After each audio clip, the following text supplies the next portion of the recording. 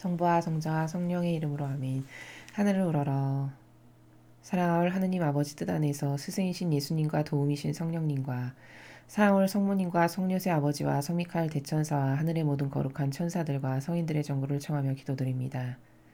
사랑하올 아버지, 오늘도 온 인류가 깨닫지 못하여 아버지께 드리는 많은 모욕과 치욕과 역겨움들, 그리고 자아가 끊임없이 우상으로 아버지의 자리를 밀쳐내고 자신의 자아를 섬기며 아버지의 권리를 찾아들이지 않는 이 사악하고 혼탁한 망상의 시대에 저희 사명과 십자가 사도직과 저희 제자들이 예수님과 어머니 하나 되신 성심을 통해서 아버지께 배상과 보석을 드립니다. 아버지 너그러이 받아주시옵소서.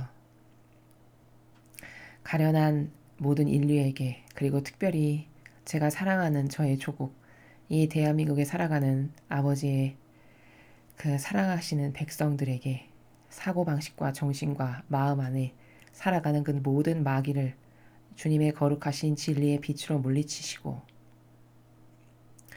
불태워 없애심으로써 이제 아버지 뜻이 이 대한민국을 다스려 주시옵기를, 주님의 거룩한 진리가 이 대한민국의 모든 이가 따라야 될 기준이 되고 규범이 되고 윤리 도덕이 될 수 있도록, 그런 날이 하루빨리 올 수 있도록 자비를 베풀어 주시옵기를 간절한 갈망으로 청하드립니다. 이 모든 기도 우리 주 그리스도를 통하여 비나이다. 아멘. 성부와 성자와 성령의 이름으로 아멘. 안녕하십니까. 하느님의 뜻 선교수도의 윤피아수녀입니다. 오늘도 하느님 아버지께서 인류에게 주신 말씀을 통해서 새로운 본질의 나라의 신적인 질서, 그리고 하느님 아버지의 뜻, 그 위대하신 아버지의 다스림에 대해서 함께 배워보도록 하겠습니다. 2020년 1월 22일 연중 제2주간 수요일입니다. 제1독서 사무엘기 상권 17장 32절에서 33절, 37절, 40절에서 51절까지 말씀입니다. 그 무렵 다윗은 사울에게 아무도 저자 때문에 상심해선 안 됩니다. 임금님의 종인 제가 나서서 저 필리스티아 사람과 싸우겠습니다 하고 말하였다. 그러자 사울은 다윗을 말렸다.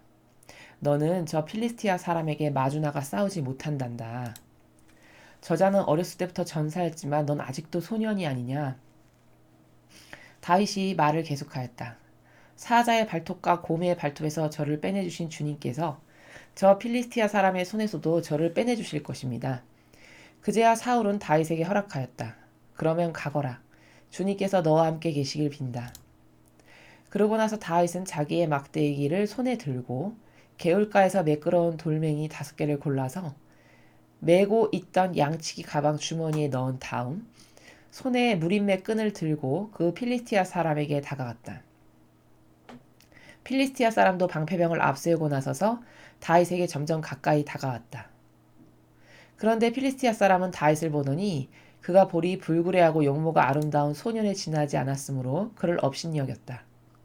필리스티아 사람이 다윗에게 막대기를 들고 나에게 오다니 내가 개란 말이냐? 하고는 자기 신들의 이름으로 다윗을 저주하였다. 필리스티아 사람이 다시 다윗에게 말하였다. 이리 와라. 내가 너의 몸을 하늘의 새와 들짐승에게 넘겨주겠다. 그러자 다윗이 필리스티아 사람에게 이렇게 맞대꾸하였다. 너는 칼과 표창과 창을 들고 나왔지만 나는 네가 모욕한 이스라엘 전열의 하느님이신 만군의 주님 이름으로 나왔다.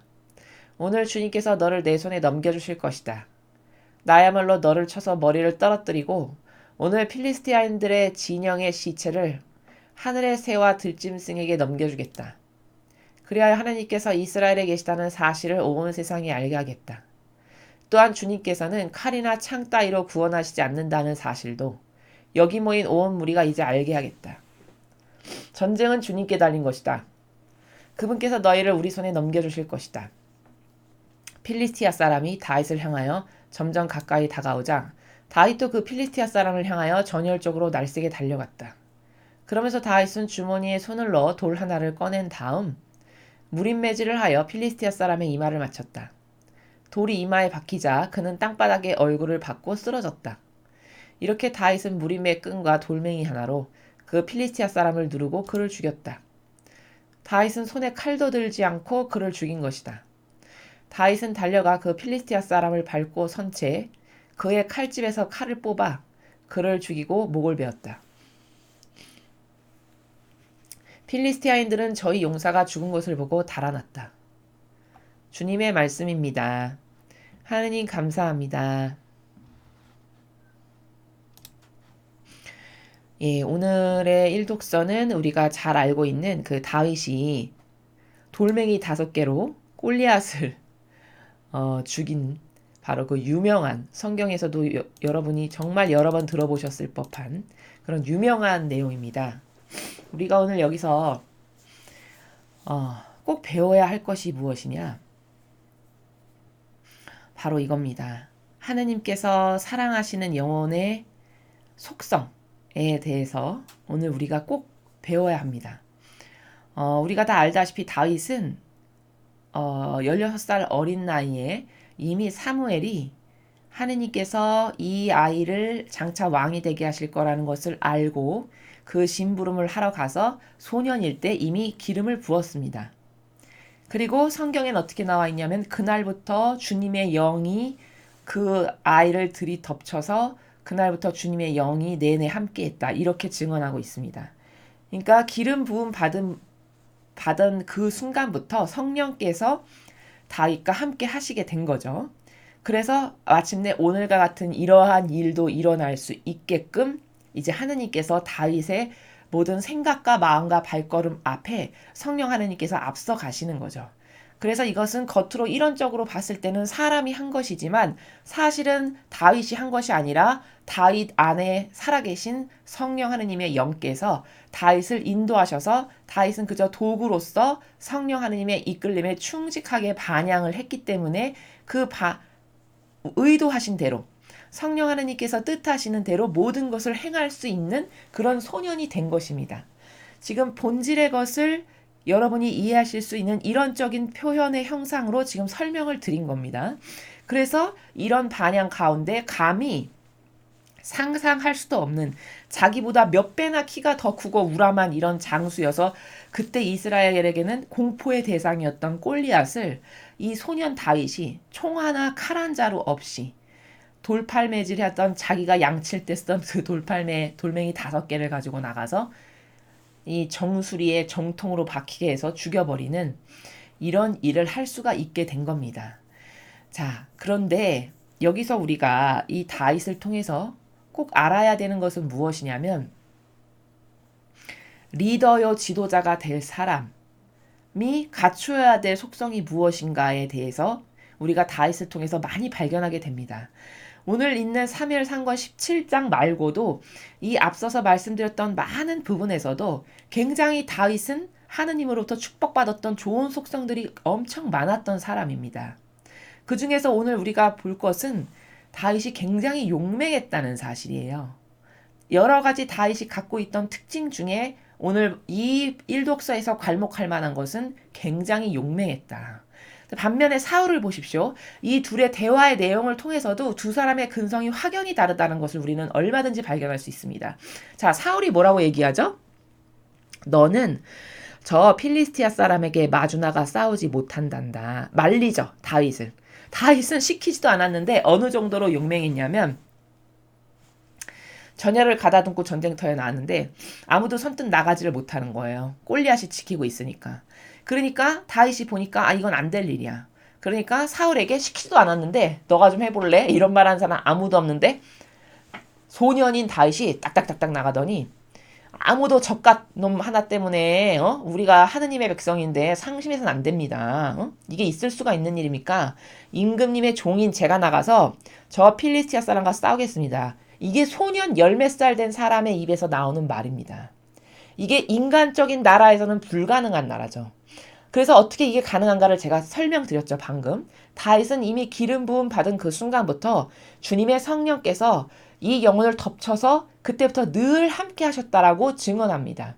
그러니까 이것은 이미 다윗에게 하느님의 축복이 임하시기를 앞으로 장차 왕이 될 다윗의 영혼을 이제 하느님께서 인도하시는 이 다윗의 모든 생각과 행동과 말과 이런 것 앞에 성령 하느님께서 앞서가셔서 모든 것을 하느님의 뜻이 행할 수 있는 충직한 도구가 된 거예요. 다윗의 영혼이. 그리고 다윗은 그것을 항상 올바르게 합당하게 반영을 했고 그래서 그 시너지 효과로서 하느님의 뜻이 이끌 수 있는 영혼이 된 거거든요. 자, 상대적으로 사울을 보세요. 여기 보니까 오히려 말리죠. 이렇게 어린 다윗이 나서서 내가 한번 해보겠다라고 이 용맹함을 떨치는데 오히려 거기다 대고 사울은 뭐라고 하냐. 너는 저 사람하고 절대 못 싸운다. 저 사람은 어렸을 때부터 잔뼈가 굵은 사람이다. 이 전쟁터에서. 전사다 전사. 너는 맨날 양만 치는 소년인데 그게 가능하냐. 이렇게 이야기합니다. 그러니까 다윗이 뭐라 하냐면 사자의 발톱과 곰의 발톱에서 저를 빼내주신 주님께서 저 필리스티아 사람의 손에서도 기필코 저를 빼내주실 거다. 이건 무슨 말이죠? 다윗이 늘 하던 게 양치기 소년이었어요. 그럼 양을 치려면 어떻게 해야 되죠? 늘 맹수들 사이에서 양을 지켜야 되는 거잖아요. 그럼 이 어린 소년이 이 사자나 곰의 먹잇감으로 얼마나 좋습니까, 양이?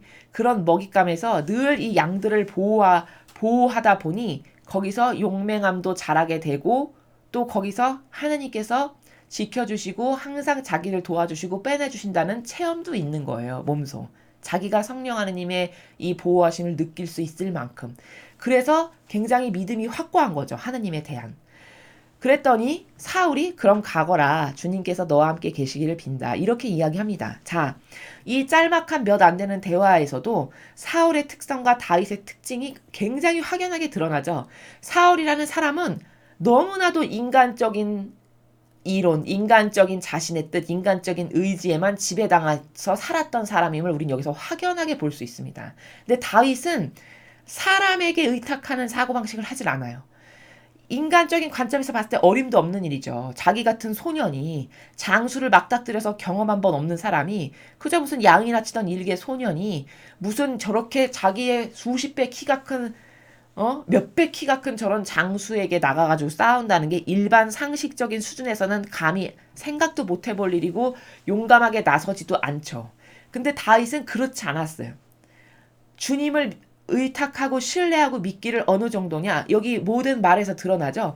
아, 전 양치기 할 때도 맹수의 온갖 위험에서 하느님이 다 구해주셨습니다. 그러니까 오늘 저 사람의 손에서도 저를 다 하느님 아버지께서 구해주실 겁니다. 굉장히 확연한 굳건한 믿음 가운데 있는 것을 우리가 볼 수 있습니다. 그러니까 두 리더의 특징을 보세요, 여러분. 사울이라는 사람은 얼마나 인간적이었던가. 자신을 뽑으신 게 하느님 아버지시잖아요. 그리고 자신은 그냥 단순히 하느님 아버지의 대리자로서 아버지 뜻을 백성들에게 전하는 아버지의 뜻대로 백성들을 다스리는 하나의 도구요 매개체예요. 그럼 그런 리더여 지도자라는 인식과 사고방식이 있다면 하느님께 굉장히 많은 의탁과 신뢰 가운데 뭐든지 맡겨드리고 여쭙고 이런 리더여 지도자가 됐었어야 되는 거거든요. 근데 사울은 그렇지가 않았어요. 여기 보면 항상 인간적인 자기 뜻과 의지 때문에 근심 걱정의 나라에서만 이야기를 하고 인간적인 그냥 평범한 누구라면 누구든지 다 이렇게밖에 말할 수 없는 그 나라에서 살아간다는 걸 알 수 있죠. 정신세계가. 근데 다윗은 그렇지가 않아요. 다윗의 믿음은 굉장히 용맹한 데다가 하느님께서 자신을 돌보시고 자신에게 뜻하신 모든 바가 늘 아버지의 뜻만이 그저 이루어지기를 갈망하는 그런 믿음이 있었다는 걸 여기서 볼 수 있죠. 그래서 이렇게 허락을 해요. 그래서 막대기를 들고 나가가지고 주머니에 양치기 맨날 들고 다니는 주머니에 넣은 다음에 돌팔매질 아시죠, 여러분? 돌팔매질. 그 돌팔매질을 얼마나 잘하겠어요, 다윗이. 맨날 양을 치는데. 그 돌팔매질로 다 짐승을 쫓는 거잖아요. 그 돌팔매질의 선수인 거예요. 근데 여러분 그 돌팔매질이 되게 우스워 보이지만 그 원심력이라는 힘이 무시무시합니다. 그 돌을 거기다 넣고 원심력에 의해서 그걸 돌리면요. 비거리가 있는 데다가 약간 묵직한 걸로 돌린다? 그럼 그 파워가 굉장히 큽니다. 그래서 그 돌팔매질을 활용해가지고 이 골리앗을 넘어뜨려서 죽여버리는 그런 역사가 오늘 일어나게 되는 거죠. 근데 뭐 골리앗은 계속 놀리는 거죠. 야, 너까짓 게 나한테 와서 지금 내가 개란 말이냐 그 막대기로 치게. 너가 맨날 양치기 할 때 몰고 다니는 그런 내가 개냐 이러면서 이제 놀리는 거죠. 근데 다윗이 내가 너의 몸을 하늘의 새와 들짐승에게 넘겨주겠다. 너는 칼과 표창과 창 그냥 인간의 무기를 들고 나왔지만 나는 네가 모욕한 이스라엘의 전열의 하느님의 만군의 주님 이름으로 나왔다고 이렇게 얘기합니다. 이게 소년의 입에서 할 수 있는 말이 아니에요. 이 소년의 입에서 인간적인 나라에서는 절대 이런 말을 할 수가 없고, 이것은 이 영혼을 다스리시는 성령 하느님께서 입만 이 다윗의 이름을 빌렸지 하느님께서 말씀하시는 것이라고 보아야 되는 겁니다. 본질의 나라에서는. 다윗이 그 정도로 하느님의 충직한 도구가 된 거죠. 매개체가. 그래서 마침내 돌팔매질을 해가지고 이렇게 용맹하게 나섰어요. 그래가지고 온 무리가 하느님께서 어떤 분이신지 내가 오늘 정확히 알게 해주겠다. 이렇게 장담을 하고 나갑니다. 그래가지고 돌 하나를 꺼내가지고 돌팔매질을 막 해가지고 딱 던졌는데 정확하게 여기 정중앙에 맞은 거죠. 그래서 그걸 박혀서 쓰러져서 죽어버렸어요. 허무하게. 근데 얼마나 용맹하냐면 다윗이 그냥 죽였으면 끝이잖아요. 근데 그렇게 하지 않아요.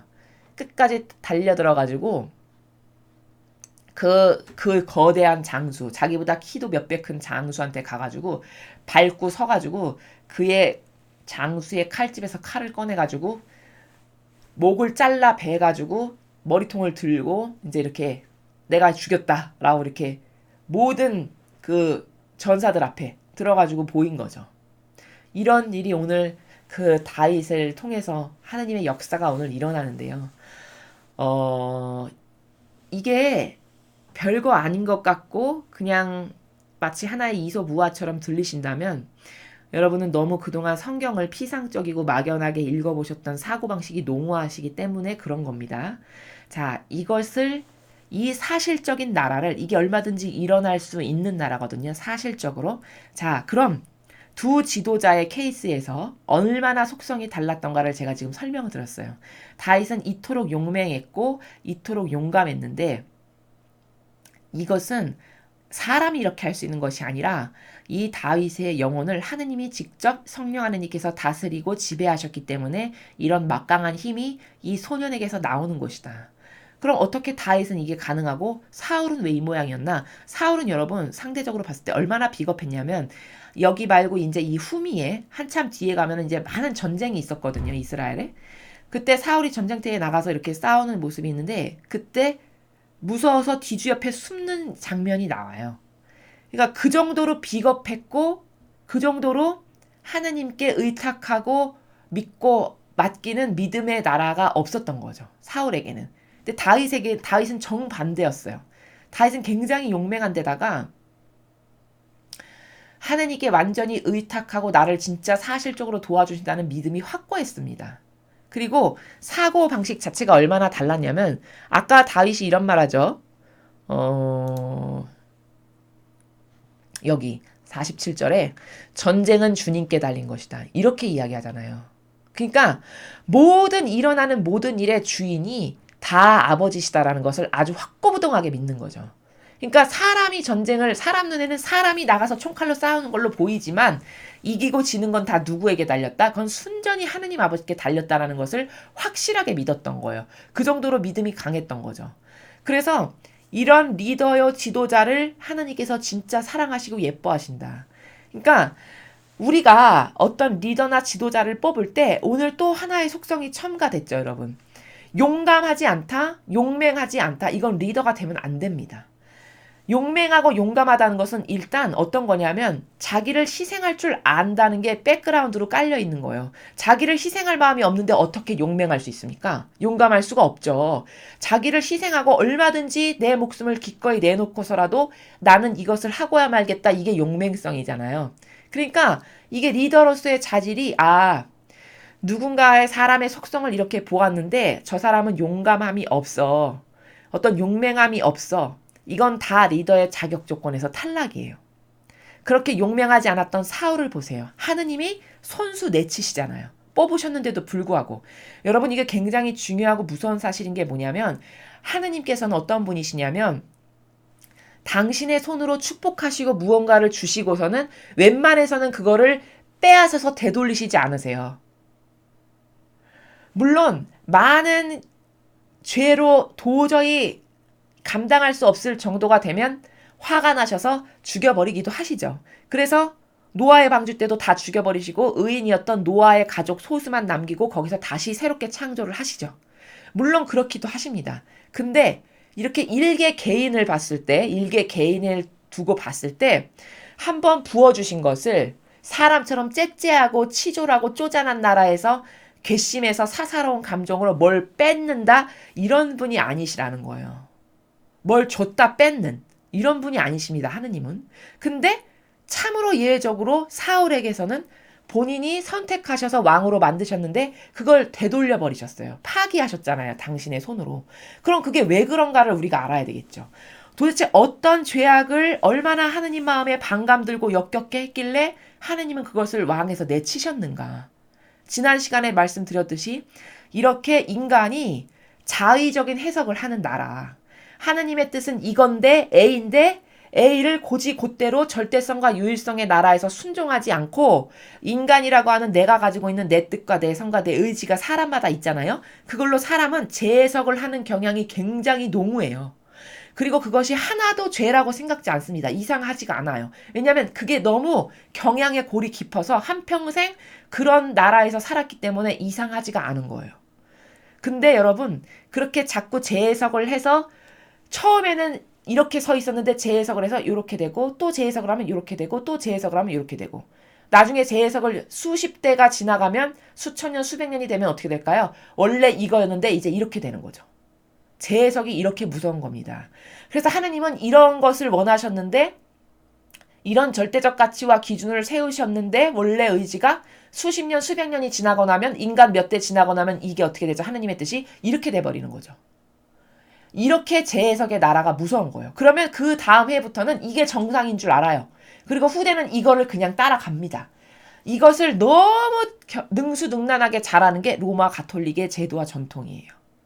그래서 지난 시간에 제가 수많은 케이스의 개념의 나라에서 이것은 이렇게 변질된 거고 이것은 이렇게 변질된 거고 원래 이거였는데 조금씩 갉아먹더니 마침내 이렇게 가고 있다. 그런 것들을 많이 말씀을 드렸습니다. 이토록 재해석은 굉장히 역겨운 모욕적인 하느님께 어찌 보면은 아주 극단적인 비유를 들자면 살인보다 더 역겨운 게 이런 재해석의 나라라는 거죠. 그것은 왜 그러냐면 사람 눈으로 봤을 때 살인이 정말 어마무시하고 용서받을 수 없는 죄죠. 그것이 죄인 거는 맞습니다. 사실.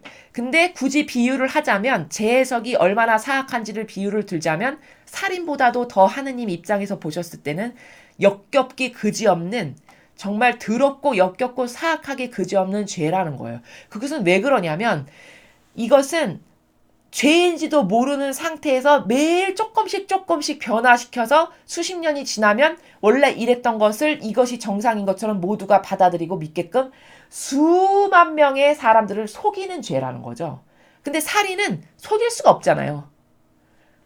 그냥 도망 다니다가 어쨌든 살인범이라는 것은 살인을 했다라는 것을 빼도 박도 못한 남이 그것을 교묘하게 어떻게 모르게끔 속이는 그런 죄악의 질이 아니죠.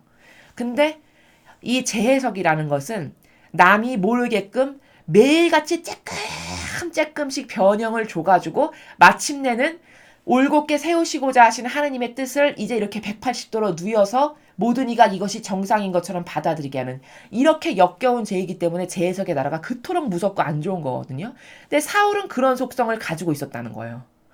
게다가 이렇게 비겁하고 용감하지 않은 이런 지도자로서는 진짜 결격사유인 속성을 많이 가지고 있었죠.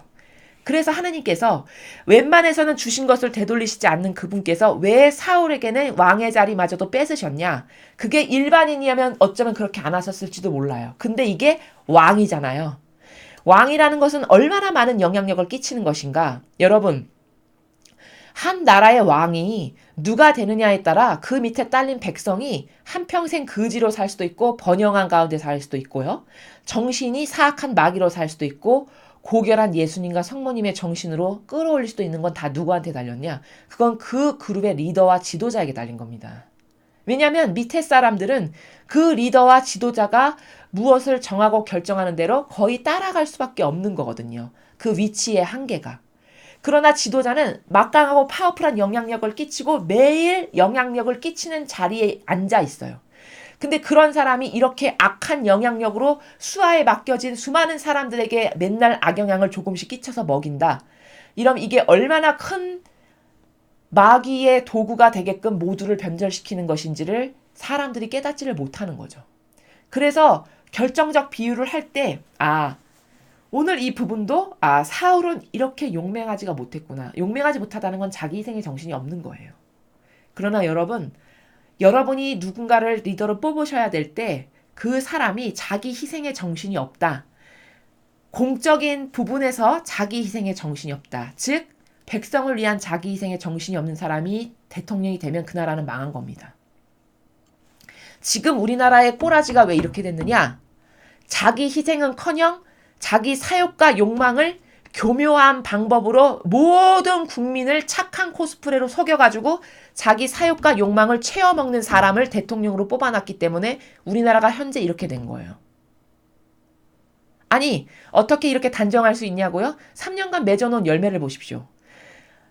자기 희생이 있는 사람이라면 그런 열매를 맺을 수 없는 수억만 가지의 것들만 맺었어요. 나라를 망하게 하는 열매만. 외교적으로나 경제적으로나 군사적으로나 정치적으로나 모든 면에서 국격이 다 떨어졌고 살기가 더 어려워서 자살하는 분들이 그렇게 많이 생겼고 일자리가 없어서 아우성이에요. 그럼 어떤 희생으로 나라를 위해서 무엇을 했나요? 이 리더가. 어떤 열매를 맺었나요? 과연. 자기 자식은 그토록 착복하고 자기 밑에 있는 수많은 장관들은 정의를 마치 엄청 잘 지키는 사람처럼 매일 페이스북에 정의에 관련된 글을 올리는 사람이 알고 까고 봤더니 자기 자식은 단 한 번도 시험 본 적 없이 의사로 만들어 온 이런 사람들이 이런 종자를 참모로 앉힌 이런 대통령 리더를 우리나라에서 뽑아놨기 때문에 나라의 꼴이 이렇게 된 겁니다. 사울 시대의 백성이 참으로 불행했어요. 그건 왜 그럴까? 맨날 전쟁이 끊이지 않았고 다윗 시대랑 비교하면 이 풍요와 번영을 현격한 차이를 현경에서 볼 수 있어요. 그럼 그게 백성의 잘못인가?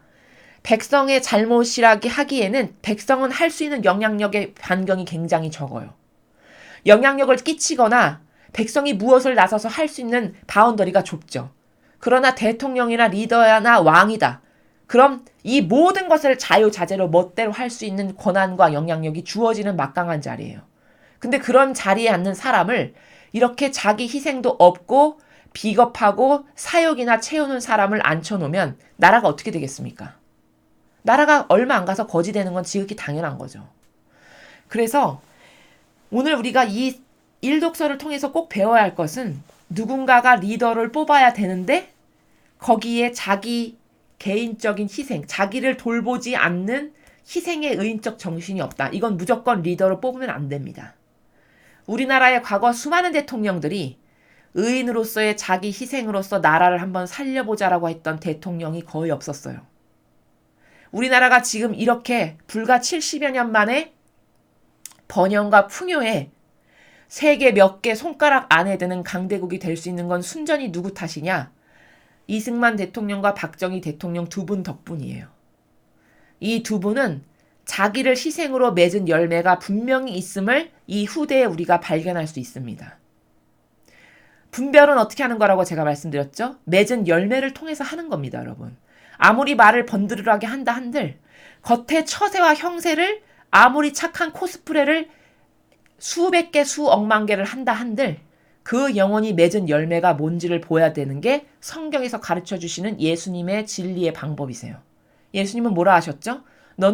아버지가 이렇게 얘기하셨죠. 다윗을 뽑을 때 사무엘 예언자에게 너는 겉을 보지만 나는 속을 본다. 그게 무슨 말이냐? 그 영혼이 가지고 있는 속성과 근성과 의지를 보신다는 거예요. 그래서 그 속성과 근성과 의지를 통해서 그 영혼이 맺은 열매 있죠. 그 열매를 통해서 이 사람이 어떤 사람인가를 알 수 있는 겁니다. 예수님은 또 이렇게도 말씀하셨어요. 나무가 맺은 열매를 통해서 그 나무가 어떤 나무인지를 알 수 있다. 이렇게 이야기하십니다. 이게 분별의 기준인 거예요. 나무가 사과를 냈으면 사과나무로서의 가치를 인정해줘야 되는 것이고 배를 맺었으면 배나무로서의 그 열매를 맺은 가치를 인정해줘야 되는 이게 맞는 겁니다. 제 아무리 화려하고 멋있고 웅장하게 생겼으면 뭐합니까? 열매를 맺는 게 아무것도 없는데. 그래서 그런 말씀도 하시잖아요. 열매 맺지 않는 무화과 나무를 가서 3년 동안 내버려둬 보시죠. 근데 3년이 지나서 가는데 계속 열매를 안 맺어. 그러니까 어떻게 하셨죠? 너는 이제 열매 맺을 일이 다시는 없다. 죽여버리셨어요. 이렇게 열매를 맺는다는 것, 과연 나라를 위해서, 국가의 백성을 위해서 어떤 희생의 정신으로 무슨 열매를 맺었는가가 그 사람이 어떤 사람인지를 나타낼 수 있는 유일한 방법이에요. 분별의 방법. 예, 여러분은 앞으로 많은 선거를 통해 리더와 지도자를 뽑으실 때 어떤 사람이 나왔을 때 그 사람의 말이나 행동을 보시지 마시고요. 그 사람이 정치에 입문해서 지금까지 맺어놓은 열매를 보십시오. 인터넷에 들어가면 그분이 어떤 짓을 무슨 열매를 어떻게 맺었는지를 다 여러분은 찾아서 아실 수 있어요. 그럼 나라를 위해서 희생 가운데 의인의 정신으로 맺은 열매가 과연 있나를 보십시오. 그리고 자기 희생으로 자기를 돌보지 않으려는 그런 의인의 정신이 있는가, 대의를 위해서. 이런 사람이 리더가 돼야 됩니다. 이것 말고도 굉장히 여러 가지 속성이 있지만 오늘 이 1독서의 관점에서 간략하게 말씀을 드리면 그렇게 말씀을 드릴 수 있습니다. 그래서 다윗 시대에는 백성이 굉장히 번영하고 풍요로웠어요. 굉장히 이스라엘 백성이 태평성대로 잘 살았습니다. 다 그게 누구 덕이냐? 리더를 똑바로 된 사람을 뽑았기 때문인 거예요. 그래서 오늘 다윗은 이렇게 용감하고 믿음이 아주 한결같았다. 하느님에 대해 신뢰하는 마음이. 근데 상대적으로 사울을 보니까 사울은 인간적인 자기 기준이나 맨날 얘기하고 믿음의 나라가 아예 없죠. 이렇게 확고부동하게 다른 속성을 가지고 있는 것을 우리가 알 수 있죠. 그랬기 때문에 하느님께서 다윗을 예뻐하시기를 내가 사랑하는 아들 나의 다윗, 너 같은 아들은 과거에도 없었고 현재도 없을 거고 없고 미래도 앞으로도 없을 것이다. 이렇게 말씀하십니다. 눈에 넣어도 아프지 않은 내 아들 다윗, 이렇게 이야기하신다고요. 왜 그럴까요? 이런 속성과 근성이 하느님의 축복을 받기에 합당하고 마음에 드시는 거예요. 이것 말고도 많은 장점이 다윗이 있는데. 그래서 한 나라의 리더요 지도자라는 사람은 일단 자기를 배제시킬 줄 알아야 돼요. 자기를 배제시킴으로써 맺은 열매, 그게 있다. 그게 진짜입니다. 자기를 배제시킨 사람을 우리는 의인이라고 불러요. 하느님께서는 의인이라 하죠. 그것은 희생이 전제된 삶이에요. 그 희생이 이 사람이 진짜인지 가짜인지를 입증해주는 열매입니다. 그래서 이런 용맹함과 이런 희생을 할 줄 아는, 남을 위해서, 하느님을 위해서, 이웃을 위해서 희생할 줄 아는 이런 정신으로 무장된 사람을 우리나라의 모든 각계각층의 지도자가 되게 해야 됩니다, 여러분. 이건 대통령뿐만 아니라 앞으로 국회의원, 모든 총리, 나라의 각각의 중요한 요직, 그리고 기업의 수많은 CEO, 중요한 요직의 자리마다 다 어떤 리더가 새 시대에 걸맞는 리더냐? 이렇게 자신을 배제한 의인으로서의 희생정신이 있는 사람. 나를 돌보지 않고 나라와 국민만을 위해서 모든 것을 희생으로 하기를 오히려 영예로 여길 줄 아는 정신이 있는 사람. 이런 사람이 리더요 대표자가 돼야 됩니다. 그래야 그 나라의 발전이 있는 거예요. 우리나라에 지금 이 탄핵 사태가 왜 왔습니까? 여러분, 그 자유한국당의 국회의원들이 용감했다면 박근혜 대통령께서 그렇게 위기에 처해 있을 때 용감했고 자기를 희생하려는 의인의 정신으로 그 모든 의원들이 똘똘 뭉치고 단합했다면 오늘날에 이런 결과가 있을까요? 전 없다라고 장담합니다. 그게 다 뭐냐? 나는 기회주의자요. 내 목숨 하나 건지는 것이 더 중요하지 나라나 국민이나 당을 위한 그리고 기본적인 남자라면 갖고 있어야 될 의리조차도 없는 나는 쓰레기입니다를 스스로 반증하는 거예요. 그 사람들이 맺은 열매가 그렇지 않습니까? 이제 와서 보니? 그 의원들이라는 자유한국당의 의원들이라는 사람들이 맺은 열매가 뭡니까? 그 박근혜 대통령을 끝까지 신의와 그 남자다운 용맹함으로써 지켜준 사람들이 몇 명이나 있었나요, 그때? 타협한 사람들이 수십 명인 걸로 제가 아는데요. 그 타협한 사람들은 지금도 그 정치판에서 계속 정치를 하고 있잖아요. 그게 남자가 돼서, 아니 나라의 대표자가 돼가지고 그렇게 타협하는 자기 자신에 대해서 부끄러움도 느끼지 못할 만큼 이런 정신의 수준을 나라의 대표자라고 우리가 뽑아놓은 거예요. 이거는 정말 나는 개만도 못한 나의 지성과 지력과 나의 양심이라는 것은 개만도 못한 수준이구나. 그 의원들은 이런 사실을 좀 깨닫고 부끄러워할 줄 알아야 됩니다. 아니 그렇게 목숨을 좀 몇 년 더 연명하고 조금 몇 년 의연직 연장한다고 그래서 그게 뭐 천년 만년 갈 것 같은가요? 이 세상에서 누리는 것은 그게 몇 년이건 몇십 년이건 간에 상관없이 다 찰나의 순간에 불과한 거예요. 그리고 죽어서 지금 여기서 행한 그 모든 것이 하느님의 눈앞에 신랄같이 하나하나 다 지금 셈이 되어가고 있다라는 것을 어리석어서 깨닫지 못하는 것이죠. 그리고 그렇게 비겁하게 타협하는 정신으로 살아도 하나도 부끄럽지가 않은 수준이 이 나라의 국회의원의 대표 자리에 앉아있다라는 것이 정말 너무나도 속된 말로 하면 쪽팔린 줄을 알아야 된다라는 것이죠. 근데 그런 것도 모르는 사람들이 내가 이 나라를 대표하는 대표자입니다라고 앉아있는 거예요, 지금. 이게 우리나라의 수준입니다. 그래서 우리는 진리를 통해서 먼저는 나 자신을 객관화시킬 줄 알아야 해요. 정직한 양심 가운데서. 아, 나는 이렇게 다윗이 갖고 있는 훌륭한 속성을 나는 과연 갖고 있는가? 없다면 어떻게 해야 되죠? 진리를 이제 배웠고 어떤 게 올바른 건지를 알았으니 아, 주님, 저도 이런 용맹한 속성을 갖게 해주세요. 저는 지금까지 비겁하게 살았고 참으로 저만을 위한 타협과 배신자와 같은 정신의 나라에서 교묘하게 왔다 갔다 하는 중도의 나라에서 살았는데 아, 이게 마귀인 걸 이제 알았습니다. 저는 원래 마귀의 사고방식을 갖고 싶어서 가진 게 아니에요. 저는 이제 하느님의 사고방식, 예수님과 성모님의 사고방식을 갖고 싶으니까 저를 좀 도와주세요. 제가 가지고 있는 이 더럽고 역겨운 쓰레기 같은 속성은 다 버리겠습니다. 이런 갈망으로 기도를 해야 됩니다. 정말 그렇게 되고 싶으시다면 그런 갈망으로 예수님과 어머니께 의탁을 드리세요. 그렇다면 아버지께서 회개하는 마음의 수준을 보시고 회개하는 마음의 그 진실함을 보시고 분명히 선물로 여러분에게 주십니다.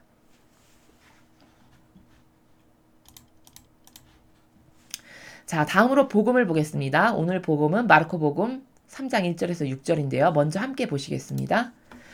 마르코 복음 3장 1절에서 6절까지의 말씀입니다. 주님 영광 받으소서.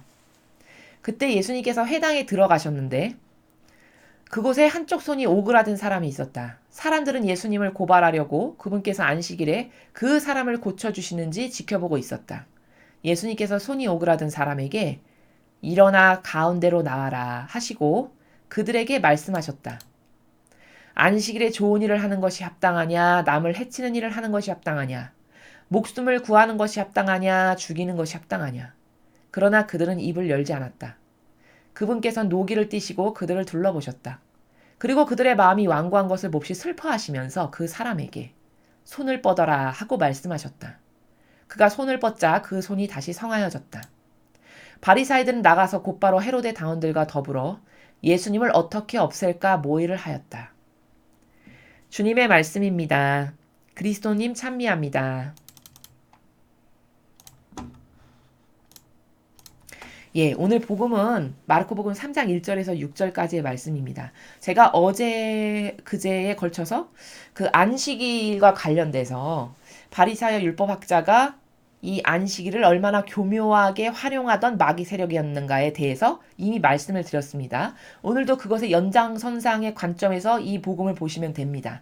자, 지금 여기 불구자, 그러니까 장애를 가진 사람이 하나 이렇게 예수님께 다가왔죠. 보니까 손이 오그라든 이런 장애인이었던 거예요. 근데 예수님이 그 영혼이 너무 안쓰럽고 불쌍하니까 고쳐주시고 싶었던 거죠.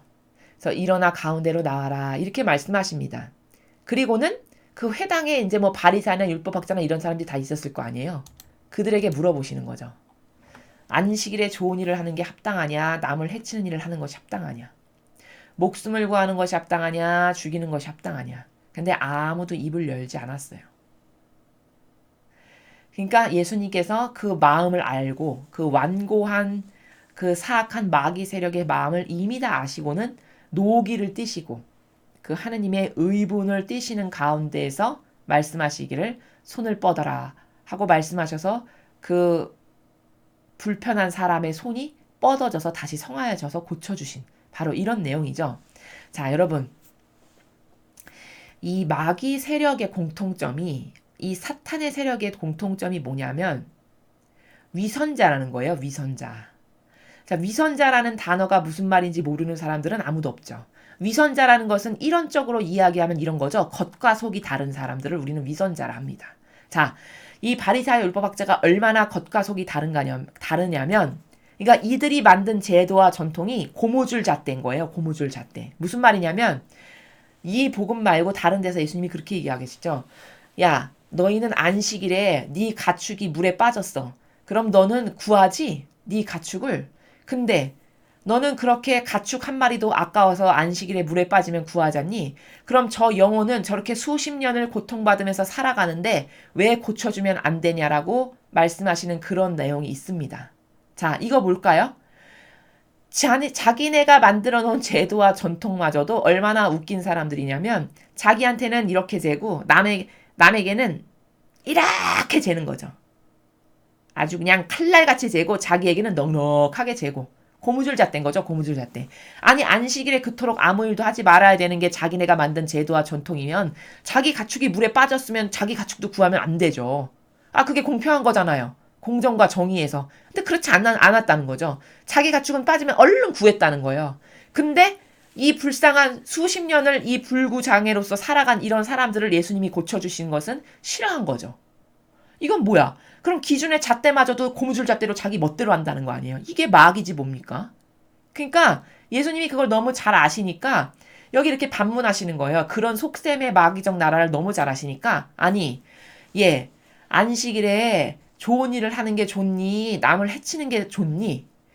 혹은 목숨을 구해줘야 되겠니? 죽이는 게 합당하니? 한번 말을 해봐라. 이렇게 질문을 던지시죠. 근데 아무도 말을 못하는 거예요. 예수님 말씀이 다 맞으시니까.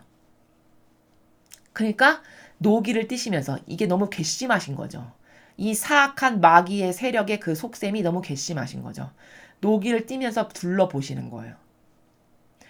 그리고서는 고쳐주셨는데 자 여러분 인간이 수많은 제도와 전통을 만드는 것은 다 누구를 위한 거다? 거의 99.9999999%가 다 자기네 기득권 세력을 위한 겁니다. 자, 나라도 마찬가지예요. 규제의 법을 많이 만들어요. 자, 예를 들어서 동사무소에 뭐 하나 해서 서류 하나 떼려고 해도 뭐 규제가 많아가지고 뭐 해야 되고 못 해야 되고 뭐 해야 되고 뭐 해야 되고 이런 것을 많이 만들어요. 그럼 그 많은 규제를 만들어서 절차를 많이 밟게 하는 것이 국민을 위한 걸까요? 아, 국민을 위한 거면은 절차를 줄여줘야죠. 국민의 편의성을 위한 거라면. 그렇죠. 근데 어떤 규제를 많이 만들어. 그럼 이것은 국민을 위한 것도 아니요. 나라를 위한 것도 아니고 누가 힘쓰기 위한 거예요? 그 공무원들이 힘쓰기 위한 거죠. 바로 이런 겁니다. 인간의 뜻이 교묘하게 누룩을 섞어서 만든 제도와 전통이라는 것은 다 이런 류인 거예요. 사회를 예를 들어서 지금 하나 설명을 드린 거예요. 자, 교회를 볼까요? 하느님이 완벽하신 하느님이 너희는 이것만 잘 지키고 살면 된다. 이러고 10개의 10계명을 주셨어요. 그럼 10개의 10계명을 똑바로 어떻게 잘 지켜서 아버지께 영광을 드리고 사랑을 많이 드리는 자녀들이 되면 될까? 이렇게 전승되면 되잖아요. 근데 10개의 10계명을 바리사이들은 613개로 만들었다고 말씀드렸죠. 그리고 지금의 로마 가톨릭은 여러분이 다 일일이 법전을 한번 찾아보십시오. 시간이 되시는 분들은.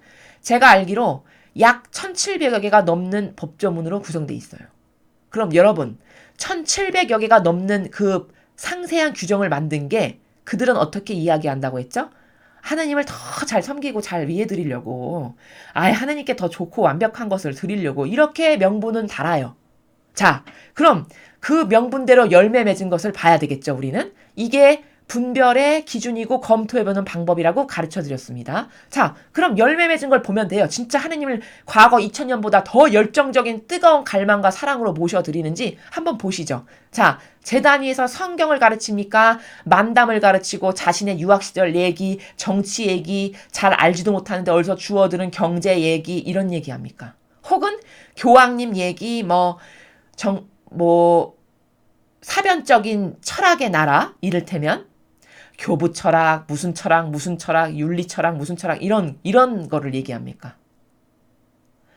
예수님의 가르침과 정신과 카리스마와 모범을 전해야 되는 게 맞잖아요. 거룩한 제단 위에서 예수님의 거룩한 정신과 카리스마와 모범과 가르침을 가르칩니까, 여러분? 그것을 전합니까? 전하더라도 그것은 이를테면 이렇게 여러분을 또 속여요. 이렇게 꽃다발이 있잖아요. 근데 예수님의 가르침과 모범과 정신과 카리스마는 이렇게 약간의 안개꽃처럼 가끔 하나씩 얘기하는 거예요. 주는 장미꽃이죠. 주된 장미꽃은 자기 유학 얘기, 만담, 재밌는 코미디 얘기, 교황의 교서, 반포, 주교의 무슨 강론, 또 교부철학, 대체신학, 윤리철학, 영성신학 뭐 이딴 거 사변적 논리라고 우리가 하는데요. 이런 걸 한참 얘기하고 예수님의 가르침은 이렇게 안개꽃처럼 가끔 하나씩 딱딱 얘기하는 요렇게 교묘한 수법으로 제단위에서 하느님을 역겹게 해드리고 있습니다. 이것이 사실인데 관점이 없어서 안 보이는 거죠. 자, 이것이 1700여 개의 조문을 만들어서 하느님께 잘해드릴 거라고 한 사람들이 맺은 열매가 어떻게 이게 하느님께 잘해드리는 열매입니까? 전혀 맞지가 않죠. 아니, 그렇게 2000년이 지금 지났잖아요. 예수님이 다녀가신 지. 그럼 영성과 신학도 2000년이 지났으니까 엄청 발전을 해가지고 지금 살아가는 시대의 백성들은 신학에 대해서 다 도통하고 이런 성경쯤은 모르는 사람이 단 한 명도 없어서 신적인 나라의 질서가 뭔지, 하느님과 통교는 어떻게 하는 건지, 신앙생활에서 아버지와 교감을 나누는 건 뭔지 이런 것을 기본 백그라운드 베이스로 다 알고 있어야 되는 게 마땅한 거죠, 여러분. 이토록 많은 시간이 지났는데 올바른 열매를 맺었다면. 근데 여러분, 성당을 30년, 40년, 50년, 60년 다니셨는데 그렇게 긴밀한 아버지와의 관계성 가운데에서 본질의 나라에서 아버지와 통교하는 신앙생활을 여러분 하고 계십니까? 아니면은 그저 행사나 따라다니고 교회에서 시키는 것만 착하고 순종적인 여러분의 마음이 그저 시키는 거나 가서 열심히 봉사하는 이렇게 피상적이고 형상적인 신앙생활을 하고 계십니까? 저는 후자라고 생각해요. 아니, 후자가 맞습니다. 제가 경험해 본 바에 의하면. 그럼 뭐죠, 이거는? 무려 예수님 다녀가신 지 2000년이 지났는데 맺은 열매가 하나도 없는 거예요. 오히려 맺은 열매가 없다라는 말도 부족할 만큼 더 영혼을 나쁘고 사악하게 만들어가지고 지금의 영혼들은 교묘하고 유려한 것을 선으로 착각해서 그게 선하다고 생각해요. 그 정도로 더 나쁘게 만들었어요. 과거에 비할 수 없이. 예수님은 이것을 성경에서 뭐라고 입증하시냐면 착하고 선량한 영혼이 하나 주님의 교회에 다가오면 이 마귀 세력은 바리새나 율법학자나 이 로마 가톨릭의 이 직함과 권한을 많이 갖고 있는 이 직분을 가진 사람들이 어떻게 만드느냐. 수십 배, 수백 배 더 지옥의 자식이 되도록 만들어버린다라고 성경에 나와 있습니다. 이게 지금 이런 상황을 두고 말씀하시는 거예요.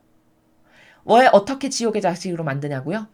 매일 비소처럼 예수님의 가르침이 아니고 인간적인 이런 가르침, 인간의 지식, 만담, 그리고 사람들이 가르쳐 놓은 신도 아닌 예수 그리스도가 만들어 놓으신 그런 신적인 질서가 아닌 인간이 써놓은 철학 나부랭이 같은 거 이런 것을 맨날 조금씩 비소를 먹여서 가르치는 거예요. 그리고 심심하면 정치 얘기나 하고. 이렇게 해서 그것을 매일 들은 성도들이 어떻게 되느냐? 자기도 모르게 무방비 상태에서 그것을 매일 들으니까 그 비소를 매일 받아먹고 자기도 모르게 자기 영혼이 지옥으로 죽어가고 있다는 것을 모르는 거죠. 이렇게 사악한 교회가 된 겁니다. 이것은 제 말이 아니에요. 다 성경에 의해서 제가 지금 하나씩 다 입증시켜 드리고 있죠. 이게 사실적인 열매를 맺은 거예요. 그렇게 많은 조문을 만들어가지고 하느님께 잘해드릴 거라고 하는 이 교회가 맺은 열매가 다 그런 거라는 거죠. 이 세력이 오늘 어떤 세력과 같으냐? 여기 예수님께서 노기를 띠시고 바라보셨다라고 하는 바리사의 율법학자 세력과 똑같은 세력인 거예요. 여러분, 영적인 것은요, 즉 세력이라는 것은요, 사람만 바뀔 뿐이지 그 세력은 끊임없이 전승계승되어 이어져 내려오고 있다는 사실을 아셔야 됩니다. 지금 바리사의 율법학자들은 없어졌잖아요. 그럼 그 세력도 없어졌냐? 그게 아니에요. 그 세력의 영은 사람만 바꾸고 다시 이 로마 가톨릭이라는 곳으로 전승돼서 지금 이어져 내려가고 있는 거예요. 그것을 얼마나 많은 사악한 열매를 맺어서 신자들에게 나누어서 죽여서 나눠줘서 먹고 죽어가게 하는지를 제가 지금 입증을 시키는 겁니다. 제주도의 모 주교는 이게 사실적으로 있었던 일인데요. 십자가의 길을요. 제주 4.3 사건으로 다 바꿔가지고 제주 4.3 사건을 십자가 길로 하도록 성도들에게 배포했어요. 그리고서는 그 제주 4.3 사건을 십자가의 길로 다 대치해가지고 기도문을 바치겠습니다. 사순시기 내내. 이게 어떻게 예수님의 가르침과 모범과 같은가요? 아니, 자신은 하느님보다 더 높은 위치여가지고 그렇게 기도와 계명 같은 거를 막 바꿔도 되는 이런 존재라는 것을 지금 나는 마귀라는 것을 자랑하는 건가요? 아, 그렇잖아요. 그런데도 제주도에 사시는 성도분들이 아무도 개념이 없어서 이것이 왜 잘못되는지를 몰라가지고 아닌 것을 아니다라고 말씀하시는 분들이 없는 이 현실이 너무 개탄스러운 거예요. 너무 비참하고 너무 하느님 아버지께 진짜 너무너무 죄송스러울 만큼 모욕적인 거죠, 이게. 이런 일이 버젓이 벌어지고 있는 게 이 나라입니다. 이건 마귀지 하느님의 일꾼이 아니에요. 이건 사탄이지 주님의 일꾼이라고 할 수 없습니다. 사탄이 이 교회에 들어와서 하느님께 엄청난 모욕을 드리려고 작정하고 이런 일들을 하는 겁니다. 이런 관점을 분명히 여러분들이 아시고 아닌 것을 아니다라고 오늘 다윗처럼 용감하게 부르짖을 줄 아는 여러분들이 되셔야 돼요. 그게 참된 자녀고 신앙입니다. 그래서 이렇게 인간의 제도와 전통이라는 게 얼마나 사악한 마귀적 시스템인가. 여기 지금 예수님을 어제도 제가 말씀드렸지만 예수님이 신이고 그리스도신데 그 신이고 그리스도를 와서 감히 박해하는 세력이 누구냐? 교회에서 나는 하느님을 정말 잘 모신다라고 자부하는 세력. 그리고 그 도구는 뭐냐? 그들이 만든 제도와 전통으로 이렇게 예수 그리스도를 오히려 거꾸로 역으로 박해하는 거예요. 모욕을 주는 거예요. 근데 이 사고 방식이라는 것이 인간의 사고 방식이라는 것이 굉장히 단절적이어가지고 이 성경을 보셨더라도 이 시대에 적용이 안 돼요. 왜냐하면 이건 과거 2000년 전에 이스라엘의 얘기지. 뭐 이게 뭐 어떻다고. 아, 그때 바리새파 율법 학자는 참으로 나쁘고 못됐네. 그냥 이렇게 생각하고 끝인 거거든요. 근데 여러분, 성경은 원리적으로 어떻게 되어 있다고 제가 말씀드렸죠? 영속적이고 반복적이에요. 하느님의 다스림은 영속적이고 반복적이라고요. 어디서 입증 가능하냐? 하느님은 2000년마다 한 번씩 인류에게 개입하셨어요. 이게 원리입니다. 어떻게 입증 가능하냐? 노아의 방주 때가 천지 창조 때부터 2000년이었어요. 그때 하나님이 개입하셔서 어떻게 됐죠? 선량한 의인인 노아의 가족 몇 명만 남기시고 다 쓸어버리고 멸망시키셨잖아요. 이게 하느님이 개입하신 거예요. 그리고 그 후로 2000년이 지나니까 예수 그리스도가 오셨어요. 하느님이 또 한 번 인류 역사에 개입하신 거죠. 이제 과거 신적이지 않은 시대는 끝났다. 이제 신적 질서, 하느님의 가르침과 모범, 하느님의 다스림이 다스리는 시대가 올 거다라고 예수 그리스도를 파견하셔서 또 개입하신 거예요. 자, 그렇게 2000년마다 개입하시는 게 아버지의 다스림의 크나큰 원리거든요. 자, 예수님이 다녀가신 지 또 2000년이 지금 지났죠. 이제 하느님께서 개입하실 시간이 임박해 오고 있다라는 것을 예지가 있는 사람이라면 이렇게 성경을 알고 진리를 알면 알 수가 있는 거예요. 아, 이제 또 한 번 아버지께서 개입하실 시간이 점점 임박해 오고 있구나. 얼마 남지 않았구나. 이게 사실이라는 겁니다. 그래서 이 시대에 이렇게 과거 그 어떤 시대에도 비교할 수 없을 만큼 사악한 악이 날뛰는 시대가 되었다라고 성모님이 말씀하셨거든요. 그건 왜 그러냐? 항상 마지막 시대와 새 시대가 도래하는 이 교차점이 되면 늘 이렇게 혼탁한 망상과 오해와 부작용으로 가득했어요. 그랬기 때문에 노아의 시대도 다 하느님이 개입하실 거라는 것을 아무도 믿지 않고 시집가고 장가가고 자기 할 일하고 밥 매러 가고 논 매러 가고 이렇게 다 한 거예요. 근데 하느님의 말씀을 진짜 믿음의 나라에서 그분 말씀만이 옳다라고 생각했던 신실했던 노아만이 주님 말씀을 믿고 백몇 년 동안 방주를 만든 거죠. 정상적인 인간적인 사고방식만을 하는 사람이라면 절대 믿음이 없다면 그거를 그렇게 오랜 기간 동안 방주만 만들고 있는 일을 하지 않았겠죠. 근데 노아는 그 정도로 확고부동했어요. 하느님에 대해서. 그래서 그 오랜 시간을 한결같은 믿음으로 방주를 만든 거예요. 그리고 마침내 진짜 그날이 도래했잖아요. 그래서 노아의 가족만 살았잖아요. 이게 팩트예요. 이게 진실이라는 겁니다. 자, 그럼 그 진실이 한 번만 있었어야 말이죠. 2000년 후에 예수 그리스도를 또 보내셨어요. 인류 역사에 또 개입하신 거예요. 이제 과거 하느님의 뜻이 아닌 그 과거 구약 시대는 끝났다. 이제 신약의 시대, 예수님의 정신과 가르침과 모범과 카리스마가 다스리시는 시대가 도래했다라는 시작점에 그 포인트를 찍으시면서 개입하셔서 예수님을 보내신 겁니다. 그리고 또 2000년이 지금 이제 벌써 지났어요. 이미 지났어요. 언제 하느님께서 개입하셔서 무슨 일이 인류에 벌어질지 우리는 아무도 몰라요. 그러나 뭐만은 확신하다. 하느님이 개입하셔서 성화의 시대로 끌어가실 것은 확실해요. 왜냐? 아버지 뜻은 이루어지지 않고 돌아오는 예가 단 하나도 없기 때문입니다. 그럼 성화의 시대에 내가 그 성화의 시대에 걸맞는 축복받기 합당한 자녀가 되려면 어떻게 해야 되냐? 이 진리를 잘 듣고 깨달아서 나의 것으로 만들고 내 사고방식 안에 잘못된 인간적 경향과 나쁜 것을 계속 죽여버리고 없애버리고 비워서 여러분의 정신이 이런 진리로, 이 진리의 빛으로 가득 무장이 다시 돼야 돼요. 그래서 새로 태어나셔야 돼요. 성화의 시대의 주인이 되실 수 있게끔. 그래서 오늘 이렇게 장황한 얘기를 많이 한 것은 이 과거 2000년 전의 바리사의 율법학자들이 이 자기네 인간의 뜻이 조작하여 만든 제도와 전통이라는 이 사탄의 무기로 매일 예수님께 들이대면서 예수님을 오히려 핍박했어요. 역으로 공격했어요. 선의 세력을. 이 악의 세력이. 근데 이게 끝났냐? 지금도 지속되고 있다라는 겁니다. 이 영적 싸움, 이 영적 전쟁은 지금도 지속되고 있는 거예요. 아니 과거 2000년보다 더 치열하게 지금 하고 있는 중이에요. 사람 눈에만 보이지 않을 뿐이죠. 왜냐? 이건 총칼로 싸우는 게 아니니까요. 이거는 영의 세력의 싸움이기 때문에 여러분이 총칼로 이 영의 세력에 맞서는 게 아니라 기도, 단식, 희생 이런 것을 하느님께 계속 박쳐드리면서 아버지 보잘것없지만 저의 기도와 희생과 이 고통을 이 영적 전쟁에서 이 대한민국이 승리할 수 있게끔 대한민국이 보호될 수 있게끔 내 영혼이 마귀에게 속지 않고 아버지께 속한 영혼이 될 수 있게끔 강력한 무기로 써주세요.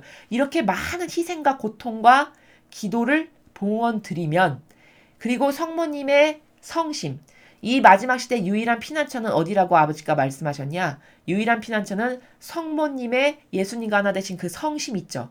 거기가 신앙의 피난처라고 하셨어요. 마지막 시대에. 그러니까 내 영혼을 자꾸 성모님께 맡기고 봉헌드리고 의탁드려야 돼요. 어머니, 제가 사탄의 유혹에 빠지지 않고 교묘하게 이를 데 없는 이 사탄의 악의 술수를 잘 볼 수 있는 분별의 눈을 열어주셔서 제가 마귀에게 동조하거나 협력하지 않도록 저를 지켜주시고 보호해주세요. 이렇게 매일같이 화살기도를 드리면서 자신의 영혼을 봉헌드리셔야 여러분이 이 혼탁한 마지막 시대에 살아남으실 수 있다라는 것을 또 강조드리는 겁니다. 그래서 우리는 오늘 이렇게 마귀적 세력은 다 뭘 갖고 역사했냐? 인간의 뜻이 조작하여 만든 제도와 전통을 가지고 모든 일을 속였어요. 이스라엘 백성 다 속아 넘어갔어요. 여기에. 그랬기 때문에 예수 그리스도가 메시아신지를 모르고 십자가에 못 박아 죽인 거에 동조한 거예요. 속았기 때문에. 여러분도 속으실 거냐? 이 마지막 시대 이토록 중요한 찰나에 속아서 마귀 세력에 동조해서 내 영혼이 지옥 가도 상관이 없냐는 거죠. 저희는 그것이 안타까워서 그러면 안 된다라는 것을 하나라도 더 알리고 전파하기 위해서 이 강의를 하는 겁니다. 그래서 어떤 게 마귀다? 사실은 하느님께 정말 잘해드리겠습니다라고 하는 이 세력이 가장 악독하고 사악한 마귀구나. 처음에는 그렇지 않았을지 모르겠으나 다 변질돼서 지금은 하느님께 저 잘해드리겠다라고 나선 그 사람들이 가장 사악한 마귀의 도구로 변질됐구나. 뭘로? 그들이 만든 제도와 전통으로. 이걸 반드시 명심하셔야 된다라는 것을 누차 강조해서 말씀을 드립니다.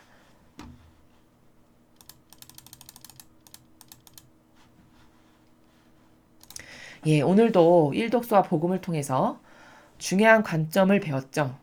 지도자라 함은 자기 희생이 전제돼야 된다. 여러분이 어떤 사람을 지도자로 뽑으려고 몇 명의 후보를 보아두셨는데 자기 희생으로 공적인 것에 의인으로서의 뭔가를 행해서 맺은 열매가 없다? 그리고 아주 중요한 찰나의 기회에 저런 자유한국당 사람들처럼 탄핵에 동조한 것들이다. 이건 다 타협한 거잖아요. 이건 지도자로 2번 다시 뽑아주면 안 됩니다. 타협을 일삼는 자들은 사탄이에요. 사탄. 근데 교묘한 말과 언변과 표양과 코스프레로 여러분을 속이는 것 뿐이죠. 맺은 열매가 그 사람을 어떤 사람인지 입증해 줄 수 있는 유일한 분별의 기준이다. 라는 것을 잊지 마십시오. 그래서 용맹하고 국민을 위해서, 백성을 위해서, 나라를 위해서 희생할 정신이 없다. 하느님의 일꾼이라면 하느님을 위하고 이웃만을 위한, 나에게 맡겨주시고 보내주신 자녀들만을 위한 희생의 정신이 내 맺은 열매가 없다? 자신을 배제하지 못했다? 이건 다 가짜라는 것을 여러분이 반드시 아셔야 됩니다. 그리고 두 번째로 복음에서 예수님을 박해하던 세력은 불교 신자나 조로아스터교 신자나 옆집 아줌마가 아니에요. 예수님을 박해하던 세력은 그 가장 사악하고 악독했던 악의 세력은 누구였냐? 바로 바리사의 율법학자들이었다. 하느님을 가장 잘 모신다라고 그토록 공언하고 자랑했던. 근데 뭘로 박해했냐? 인간의 뜻이 조작하여 만든 제도와 전통으로 예수님을 이렇게 자신들의 잣대를 들이대서 너 안식일에 일하면 안 되는데 왜 일하냐? 오히려 신에게 이렇게 자신의 제도와 전통으로 들이미는 이런 사악한 짓을 수백 년 동안 해서 결국은 망한 게 이스라엘의 역사다. 자, 이렇게 똑같은 전철을 밟지 않으려면 우리 어떻게 해야 되는가? 사악한 마귀적 세력에 나는 더 이상 동조하고 협조하면 안 되는구나. 어떤 게 마귀인지를 똑바로 알고 깨달아서 아닌 것을 아니오라고 이제 말할 줄 알아야 되는구나. 라는 것을 여러분께서 오늘 이 보신, 학습하신 독서와 복음을 통해서 모두 이 원리를, 이 진리의 원리를 자신의 것으로 만드셔서 그런 사고방식과 정신으로 새롭게 무장되시기를 아버지 뜻 안에서 여러분 모두를 그런 축복으로 저도 함께 기도하고 축복드립니다. 이상으로 2020년 1월 22일 연중 제2주간 수요일 복음 해설을 마치겠습니다. 감사합니다.